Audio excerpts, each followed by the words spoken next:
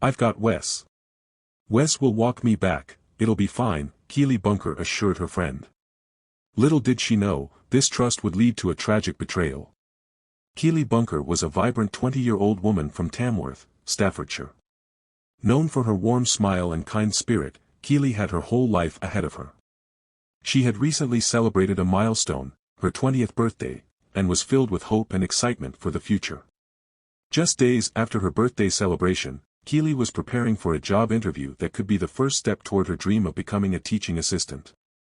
Her friends and family described her as caring, full of life, and someone who always put others before herself.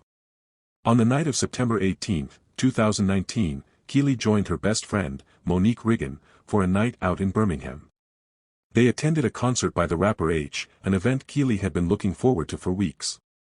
It was a chance to unwind, celebrate, and enjoy the company of friends. The night was filled with music and laughter, and for Keeley, it was another memory to add to a life she was building with promise and ambition. As the night wore on, Keeley and Monique decided to return home to Tamworth. They were joined by Wesley Streete, a childhood friend of Keeley's who had known her for years. To those around them, there was nothing unusual about Keeley trusting Wesley. He was someone she had grown up with, a familiar face in their community, and someone she believed would ensure she got home safely. When Monique offered to let Keeley stay at her house, Keeley declined, reassuring her friend with the words that would later haunt those who knew her, "I've got Wes. Wes will walk me back, it'll be fine." It was a decision made in confidence, a young woman trusting a friend to see her safely home. But that simple decision would lead to a devastating betrayal. Less than 24 hours later, Keeley Bunker was reported missing. Her family and friends were thrust into a nightmare, as the person entrusted to protect her became the focus of a chilling investigation. Keeley Bunker was a young woman with a future full of promise. At just 20 years old, she had already mapped out a vision for her life, one centered on helping others. Her dream was to become a teaching assistant, a career that reflected her caring and patient nature. Friends and family described Keeley as warm-hearted and thoughtful, someone who brought joy to those around her. She had a deep love for music, often using it as a way to relax and enjoy time with friends. Whether it was attending concerts or simply singing along to her favorite songs, music was a constant in her life. Beyond her personal ambitions, Keeley was known for her strong family ties. She lived with her father, Christopher Bunker, with whom she shared a particularly close bond. Keeley's mother had passed away years earlier, and the loss brought her and her father even closer. He was her protector, her confidant, and someone who supported her dreams unconditionally. She also had a loving relationship with her extended family, who cherished her bright personality and kind spirit. Her family described her as someone who put others first, a young woman full of compassion, who always tried to make people feel valued and loved. In the small community of Tamworth, Staffordshire, Keeley's circle of friends was tight-knit, and among them was Wesley Streete. Like Keeley, he was also 20 years old. The two had known each other since childhood, growing up in the same area and sharing mutual friends. Within their social circle, Streete was considered a familiar and unthreatening presence, someone Keeley felt safe around. He was known as a laid-back young man, and while not particularly outgoing, he had maintained his friendships over the years. Keeley trusted him, as did many of their peers. To everyone who knew them, their friendship seemed ordinary, just one of many childhood bonds that had carried into adulthood. September 18, 2019, was supposed to be a night of celebration and fun. Keeley and her best friend, Monique Riggin, were heading to Birmingham to attend a concert. The performer that night was the rapper H, an artist Keeley had been eager to see live. For weeks, she had been excited about the event, looking forward to a rare night out to enjoy herself. The concert was everything they had hoped for: loud music, dancing, and laughter. It was a night for memories, a break from the routine, and a chance for Keeley to celebrate life after her 20th birthday. After the concert, the night wasn't over. Keeley and Monique decided to continue the celebration by heading to Snob's, a popular nightclub in Birmingham. It was a place known for its lively atmosphere and a frequent destination for young people looking to enjoy a night out. At some point during the evening, Wesley Streete joined them. His presence wasn't unusual, he was part of their social circle, after all, and Keeley seemed comfortable having him there. The three of them danced, laughed, and enjoyed the energy of the crowded club. There was no sign that anything was wrong. As the night stretched into the early hours of September 19th, the group decided it was time to return home to Tamworth. Monique later recalled offering Keeley a place to stay for the night. But Keeley declined. She reassured her best friend with what seemed like a simple, reasonable choice: "I've got Wes. Wes will walk me back, it'll be fine." For Keeley, having a familiar friend accompany her home felt safe. After all, they had known each other for years. There was no reason to doubt his intentions. In the early hours of September 19, 2019, the streets of Tamworth were quiet. The echoes of a lively night out in Birmingham faded as Keeley Bunker, Wesley Streete, and Monique Riggin returned home. The trio had spent the evening celebrating. A night filled with music, laughter, and the carefree joy of youth. For Keeley, it had been a perfect escape. She had recently celebrated her 20th birthday, and life seemed full of promise. But as the night drew to a close, an ordinary decision would become a turning point, one that no one could have foreseen. As they arrived back in Tamworth, it was well past midnight. Monique, sensing the late hour and the quiet darkness settling over the town, offered Keeley a place to stay at her home. It was a simple offer between best friends, an extra layer of safety after a long night out. But Keeley declined.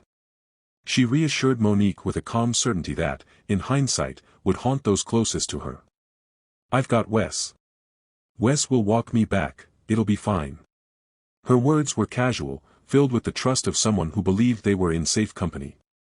Keeley and Wesley had known each other for years. They had grown up in the same community, shared mutual friends, and had the kind of familiarity that made her feel at ease. There was no reason to worry. With Wesley by her side, Keeley believed she would make it home safely.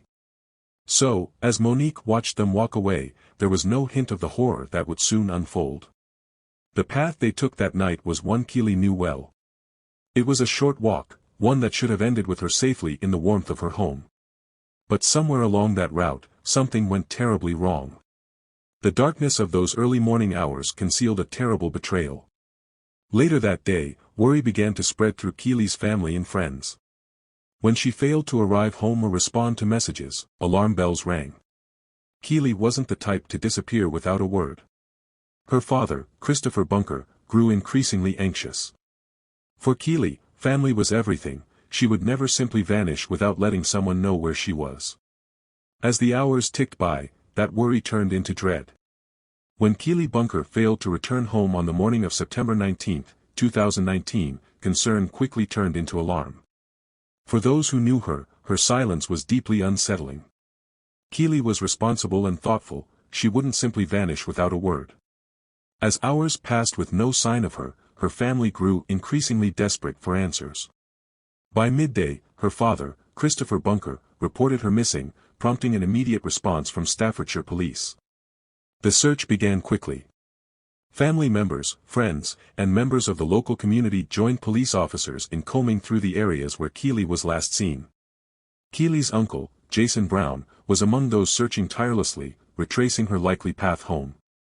Their focus soon shifted to Wigginton Park, a familiar green space near the route Keeley would have taken.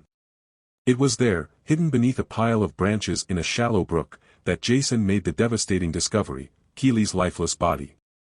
The investigation shifted instantly, from a missing person case to a homicide. In the hours following the discovery, detectives turned their attention to the last person known to be with Keeley, Wesley Streete. By all accounts, Streete was one of Keeley's childhood friends. They had spent the evening together, along with Keeley's best friend, Monique Riggin, first at a concert in Birmingham and later at Snob's nightclub. Streete was the one who had offered to walk Keeley home, a gesture of friendship that now placed him squarely at the center of the investigation. When first questioned, Streete appeared cooperative, but his version of events quickly raised suspicion. Initially, he told officers that after leaving the nightclub, he and Keeley walked part of the way together before he left her to continue home alone. According to his account, Keeley was safe and well when they parted ways.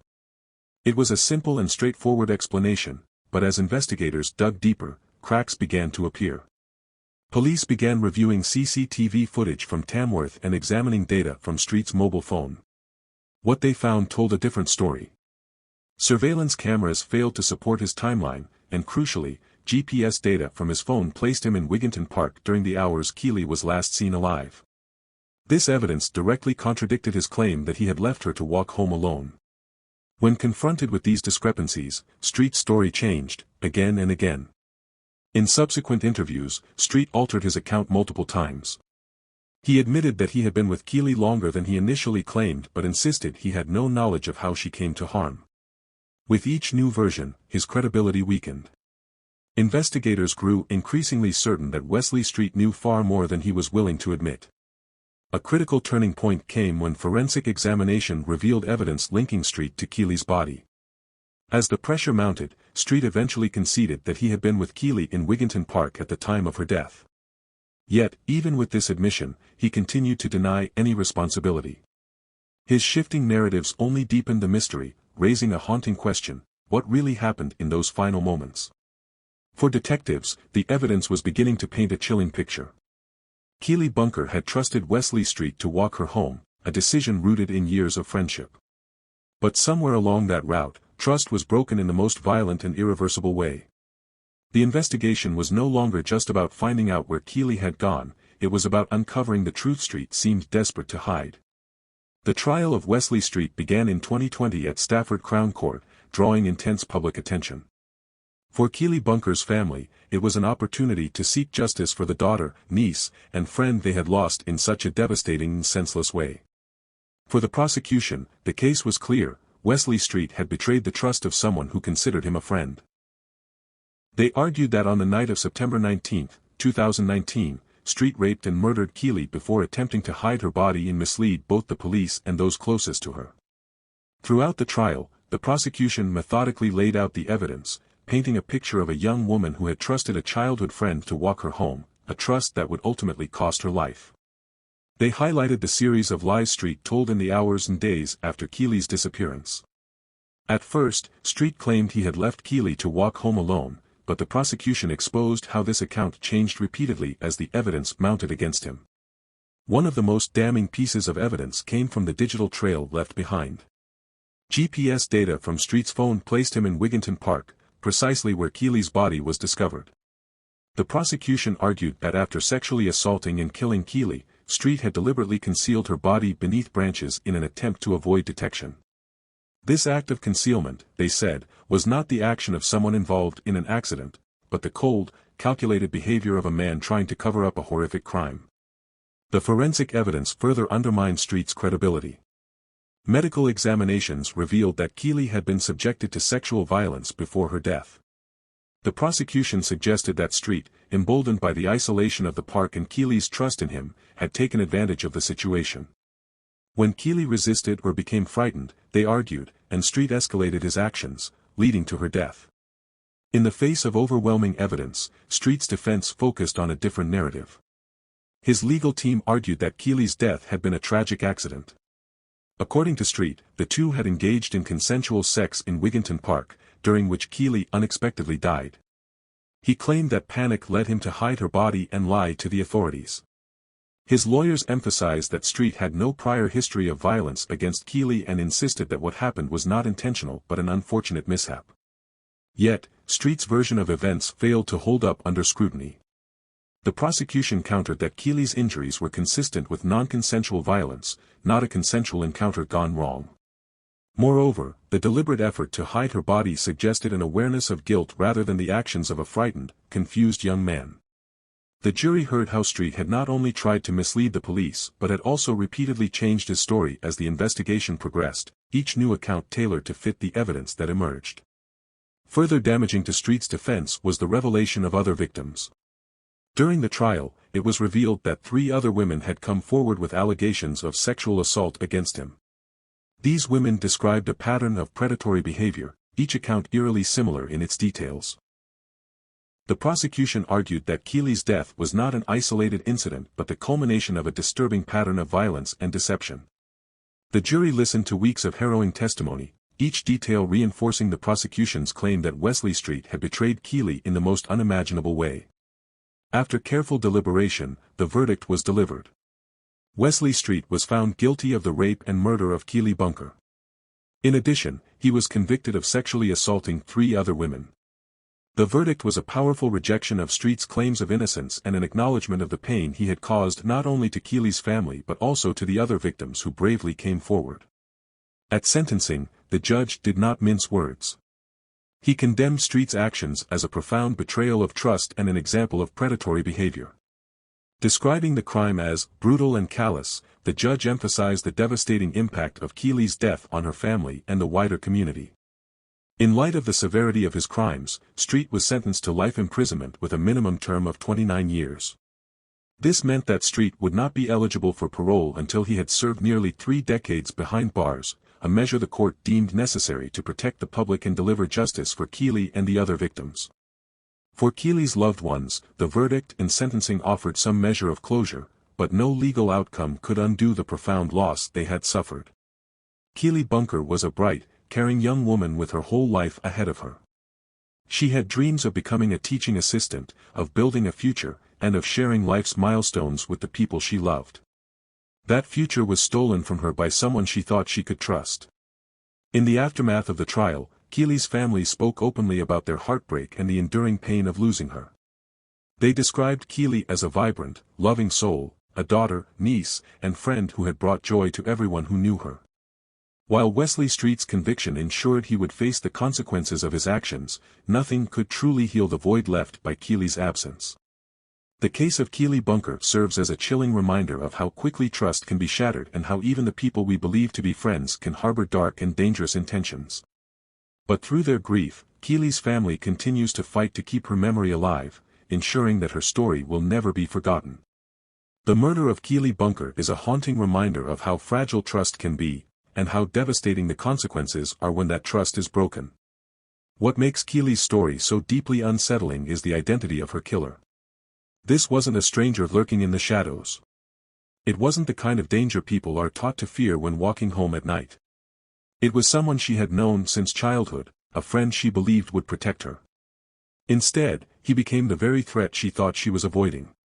Keeley did everything people are told to do to stay safe.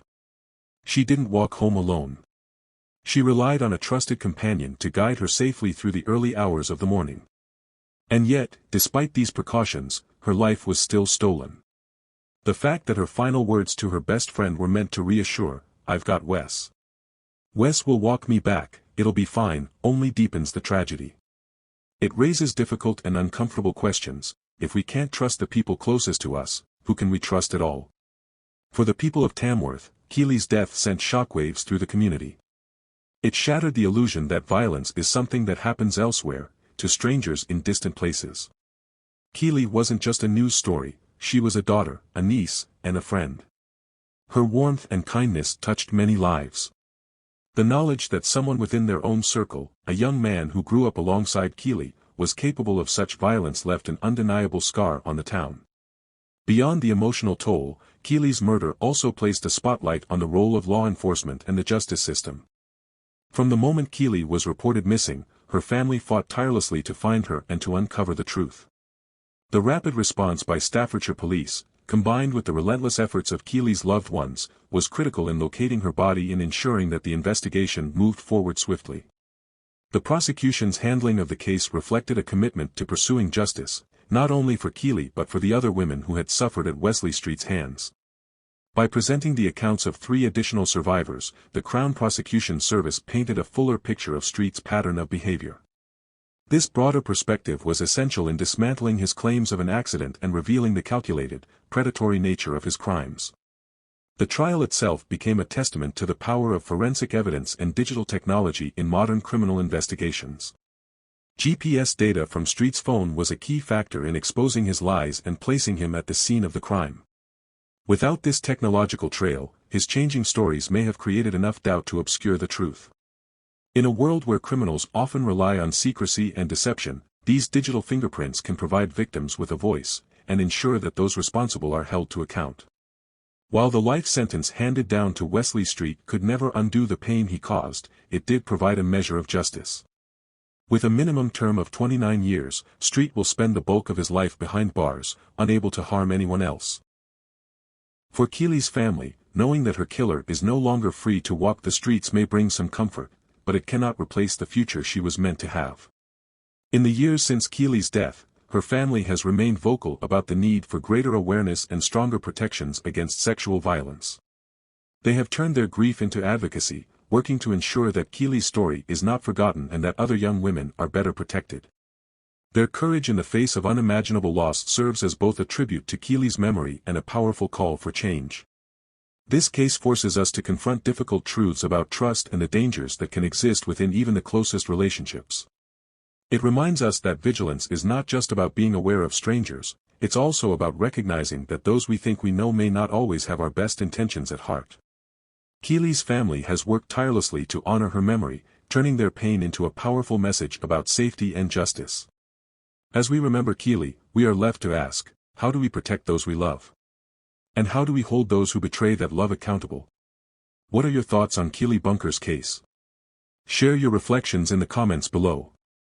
And if you want to hear more true crime stories that uncover the hidden truths behind the headlines, be sure to like this video, subscribe to the channel, and turn on notifications so you never miss an update.